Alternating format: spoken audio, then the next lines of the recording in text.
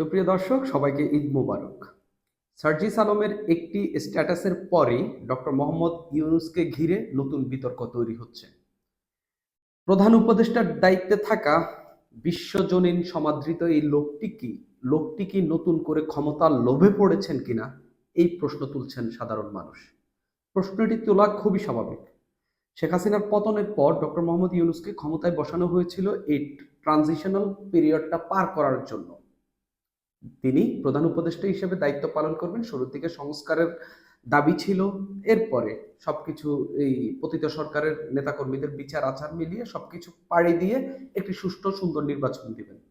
তবে কেউ কেউ এখন তাকে নির্বাচিত সরকারের প্রধানমন্ত্রী হিসেবে চাচ্ছেন। অন্তত সার্জিস আলম এই বক্তব্যটি দিচ্ছেন। এই বক্তব্যটি কেন দিচ্ছেন এবং এটি মানুষ কিভাবে দেখছে সেটা নিয়েই নতুন বিতর্ক তৈরি হয়েছে।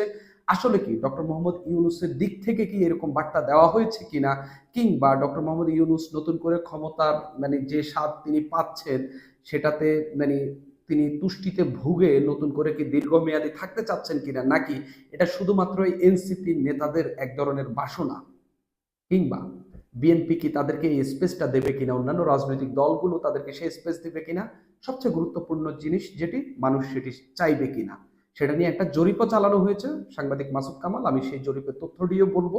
আগে একটু দেখি যে সার্জিস আলম কি বলেছেন। প্রফেসর ডক্টর মোহাম্মদ ইউনূসের মতো একজন স্টেটসম্যানকে 5 বছরের জন্য বাংলাদেশের একটি নির্বাচিত সরকারের প্রধানমন্ত্রী হিসাবে পাওয়ার আকাঙ্ক্ষা আমার আজীবন থাকবে। এমন আকাঙ্ক্ষা যে কেউ করতে পারে, খুবই স্বাভাবিক বিষয়। তবে তবে ডক্টর মোহাম্মদ ইউনূস বলেছেন তাকে ক্ষমতায় বসিয়েছেন হচ্ছে শিক্ষার্থীরা। সেই শিক্ষার্থীরাই যদি বলে যে তাকে 5 বছর ক্ষমতায় রাখা, যদি দাবি তোলেন কিংবা আকাঙ্ক্ষা প্রকাশ করেন, সেটা কিন্তু ভিন্ন বার্তা দেয়। সাধারণ মানুষ, আমি যদি বলি যে আমি তারেক রহমানকে প্রধানমন্ত্রী চাই, আমি যদি খালেদা জিয়াকে প্রধানমন্ত্রী চাই, কিংবা ডক্টর মোহাম্মদ ইউনূসকে কিংবা সার্জিস আলম কিংবা হাসনাত আব্দুল্লাহকে আমি প্রধানমন্ত্রী চাই, এটা আমার ব্যক্তিগত মত, এরকম মত থাকতে পারে। তো সাংবাদিক মাসুদ কামাল তিনি যে জরিপটি চালিয়েছেন তার ইউটিউব চ্যানেল কথাতে তিনি লিখেছেন, প্রশ্নটি এরকম, কেউ কেউ বলছেন সরকার প্রধান হিসাবে ডক্টর ইউনূস 2029 সাল পর্যন্ত থাকুক। পিনাকি ভট্টাচার্য একটি মানে তার তার যে ইউটিউব চ্যানেল, সেখানে তিনি বলেছেন যে হচ্ছে ডক্টর মোহাম্মদ ইউনূসকে 2029 সাল পর্যন্ত নির্বাচিত সরকারের সরকারের নির্বাচিত না, সরকারের প্রধান উপদেষ্টা হিসাবে এই সরকার 2029 সাল পর্যন্ত থাকুক, এখানে রাজনৈতিক দলগুলোর অন্তর্ভুক্তি করার কথা তিনি বলেছেন। একই সঙ্গে সার্জিস আলম এরকম একটি বক্তব্য দিয়েছেন। তো সাংবাদিক মাসুদ কামাল প্রশ্ন রেখেছেন, আপনার কি মনে হয় ক্ষমতায় তার আর কতদিন থাকা উচিত? তো তিনি এখানে অপশন দিয়েছেন এবছরের ডিসেম্বর পর্যন্ত, আগামী বছরের মাঝামাঝি পর্যন্ত, 2029 সাল পর্যন্ত, উনি যতদিন বেঁচে থাকেন ততদিন পর্যন্ত। সবার আগে এবছরের ডিসেম্বর পর্যন্ত। খুবই অল্প সময় হয়েছে, মাত্র 2-3 ঘন্টা হয়েছে, 2-3 ঘন্টা হয়নি, 1 ঘন্টার বেশি সময় পার হয়েছে। আমি যখন ভিডিওটা বানাচ্ছি তখন পর্যন্ত 1 ঘন্টা পার হয়েছে। প্রায় 7,000-এর মতো ভোট পড়েছে এখন পর্যন্ত। এবছরের ডিসেম্বর পর্যন্ত 57% মানুষ চায় যে তিনি শুধুমাত্র আর এই 8-9 মাস ক্ষমতায় থাকুক, এর বেশি ক্ষমতায় না থাকুক। আগামী বছরের মাঝামাঝি পর্যন্ত এরও 6-7 মাস বা আরো 6 মাস বেশি সময় দিতে চান 4% মানুষ, 2029 সাল পর্যন্ত চান 31% মানুষ, আর উনি যতদিন বেঁচে থাকেন ততদিন পর্যন্ত চান 8% মানুষ। পিনাকি ভট্টাচার্য কি বলেছেন? তিনি বলেছেন এই সরকারকে এই কায়দায় রেখে বা এখন যেভাবে আছে এভাবে রেখেই এই সরকারটিকে একটু এটার ব্যাপ্তি বাড়ানো, এটাকে ভিন্নভাবে নতুন করে লোকদেরকে অন্তর্ভুক্তি করার কথা বলছেন। এখানে একজন উপ উপপ্রধান উপদেষ্টা এরকম একটি পদ ক্রিয়েট করে সেটিতে তারেক রহমানকে বসানোর কথা বলছেন, অর্থাৎ বিএনপিকে খুশি করানোর কথা বলছেন। আমি জাস্ট তার মেসেজটা ক্যারি আউট করছি। আমি বলছি না যে এই বক্তব্যের পক্ষে বিপক্ষে, আমি না, মানুষ সিদ্ধান্ত নিবে আসলে এই বক্তব্যের পক্ষে। হ্যাঁ, মানে মানুষ ডিসাইড করবে তারা এই বক্তব্যের পক্ষে নাকি বিপক্ষে। তো সাংবাদিক মাসুদ কামালের এইখানে একটি কমেন্ট পড়েছে, বেশ কিছু কমেন্ট পড়েছে, আমি কয়েকটি কমেন্ট পড়ছি। মাসুদ কামাল ভাই, আরো একটি অপশন রাখা উচিত, 1 মিনিটও না, ডক্টর মোহাম্মদ ইউনূসকে 1 মিনিটও দেখতে চান না। এখানে আরো একটি অপশন বাকি ছিল, যদি এই অপশনটা রাখতেন, আগামীকালকের ভেতরে নির্বাচন দেওয়া দরকার। আরেকজন এই মন্তব্য করেছেন, সম্ভব হলে আগামী 3 মাসের মধ্যে নির্বাচন দেওয়া উচিত। আরেকজন লিখলেন রাজনীতি খুব কঠিন বিষয়। দ্রুত একটি নির্বাচন দিয়ে মান সম্মান নিয়ে চলে যাওয়াই যুক্তিসঙ্গত হতে পারে। আমি বলবো এখনই নির্বাচন দিয়ে চলে যাওয়া উচিত। উনি এই মুহূর্তে ক্ষমতা ছাড়ুন। ৩৩% লোক বলছে ২০২৯ সাল পর্যন্ত ক্ষমতায় থাকুক। ৯% লোক বলছে আজীবন থাকুক। বৃহৎ জনগণ মনে করেন তিনি ক্ষমতায় থাকুক। একজনের মানে মানে তিনি দীর্ঘদিন ক্ষমতায় থাকুক। ৩৩ আর ৯% মেলালে ৪২% হয়। তো ৪২% মানুষ তো আসলে তার দীর্ঘমেয়াদী ক্ষমতার পক্ষে। বাকি ৫৭% মানে তাকে আর ৭-৮ মাস সময় দিতে চান। চলতি বছর জুন ২৫-এর মধ্যে মানে সংসদ নির্বাচন চাচ্ছেন আরেকজন। অনেক হয়েছে। উনি ওনার সম্মান রাখি যত দ্রুত নির্বাচন দিতে পারেন ওনার জন্য ভালো। উনি আমাদের জন্য সম্মানিত একজন ব্যক্তি, সম্মানের আসনে থাকা ভালো। এরকম একজন কমেন্ট করেছেন। বিএনপি ক্ষমতায় এলে জনগণ বলবে ইউনূস সরকার ভালো ছিল। এরকম অনেকে বলছেন। আমাদের কোনো আপত্তি নেই, তবে নির্বাচনের মাধ্যমে পাশ করে প্রধানমন্ত্রী হতে হবে। মানে যেই প্রধানমন্ত্রী হোক এই প্রক্রিয়া নয়, এখন যেভাবে অটো পাস এভাবে নয়, মানে নির্বাচনের মধ্য দিয়ে আসুক। একদিনও না, এই অপশনটা রাখলেন না কেন? শুধু বিএনপি না, আওয়ামী লীগকেও থাকতে হবে সেই নির্বাচনে। ভোট লাগবে না জনাব, শেখ হাসিনার সাথে তফাৎ কি রইল? মানে তিনি বলছেন যে ভোট যদি না হয় তাহলে শেখ হাসিনার সঙ্গে তফাৎ কি? আমি চাই ইউনূস সরকার ২০২৬ সালের নভেম্বর পর্যন্ত থাক, তারপর নির্বাচন। আরেকজন এই কমেন্টটি করেছেন, ডক্টর ইউনূস যত তাড়াতাড়ি নির্বাচন দিয়ে চলে যাবে ততই দেশের জন্য ও তার জন্য মঙ্গলজনক হবে। ডিসেম্বরের শেষে অথবা জানুয়ারির প্রথমে ছাড়া বাংলাদেশে নির্বাচনের পরিবেশ থাকে না। ফেব্রুয়ারি মার্চে রোজা, তারপর এসএসসি পরীক্ষা, তারপর এইচএসসি ও গরম ও কোরবান, তারপর বর্ষা, তারপর স্কুলের বার্ষিক পরীক্ষা। তিনি মানে কোন কোন সময় নির্বাচন হতে পারে না হতে পারে সেসব নিয়ে কথা বললেন।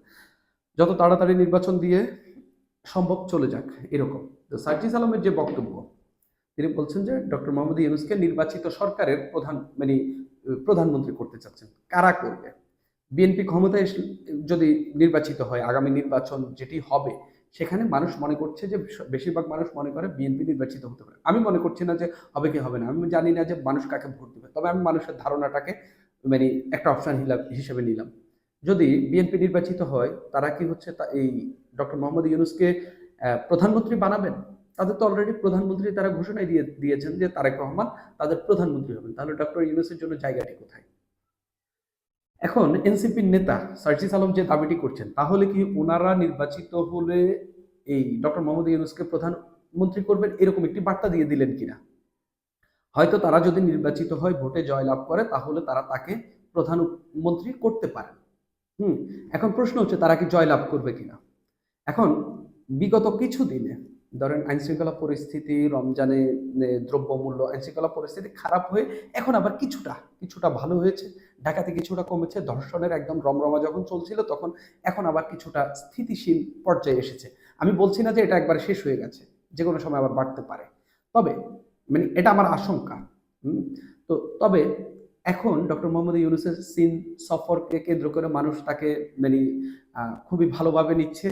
এই রমজানে দ্রব্যমূল্য নিয়ে ডক্টর মোহাম্মদ ইউনূসের একটা ভালো ইমেজ তৈরি হয়েছে, এই সরকারের একটা ভালো ইমেজ তৈরি হয়েছে। অনেকেই ডক্টর মোহাম্মদ ইউনূসের প্রশংসা করছেন। ঠিক এনসিপি যদি নির্বাচনে জয়লাভ করে এবং ডক্টর মোহাম্মদ ইউনূসকে তারা প্রধানমন্ত্রী করবেন, সেরকম একটা বার্তা দিয়ে ভোটের মাঠে কি কাউকে আকৃষ্ট করতে চাচ্ছেন সার্জিস আলম? সেরকমই আমার কাছে মনে হচ্ছে।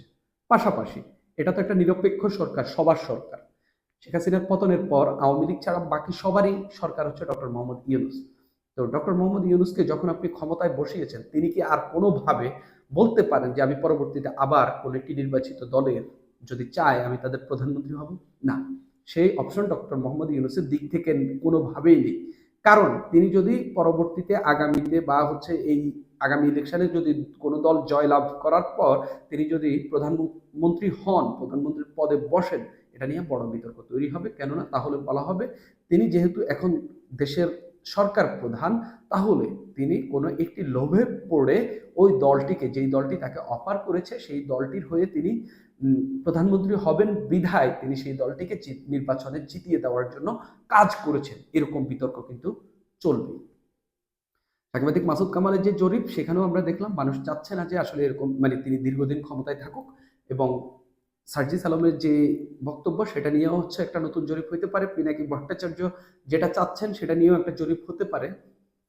কিন্তু মানুষ কি চায় সেটা এখন বড় বিষয়। তবে আমার কাছে কেন জানি মনে হচ্ছে মানুষের এখন চোখ মানে বেশিরভাগ মানুষের এখন ঝোঁক সম্পূর্ণ নির্বাচনের দিকে। মানুষ একটি নির্বাচন চাচ্ছে। কেউ কেউ সংস্কার, শেখ হাসিনার বিচার, মানে এই আওয়ামী লীগের পতিত সরকারের এই নেতাকর্মী যারা হচ্ছে গুম খুনের সঙ্গে জড়িত ছিলেন, যারা হচ্ছে হত্যাকাণ্ডের সঙ্গে জড়িত ছিলেন, তাদের বিচারও চাচ্ছেন।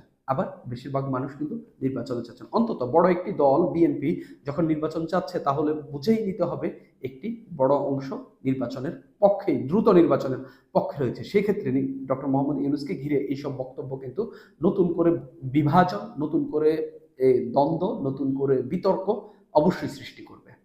সুপ্রিয় দর্শক, আজ এই পর্যন্ত। আপনাদের সবাইকে ঈদের শুভেচ্ছা। আমাদের ভিডিও কেমন লাগে অবশ্যই মন্তব্য করে জানাবেন। ইদানিং একটু ভিউ কমে গেছে, আপনারা আশা করি আমাদের সঙ্গেই থাকবেন। আপনাদেরকে ঈদের অনেক শুভেচ্ছা।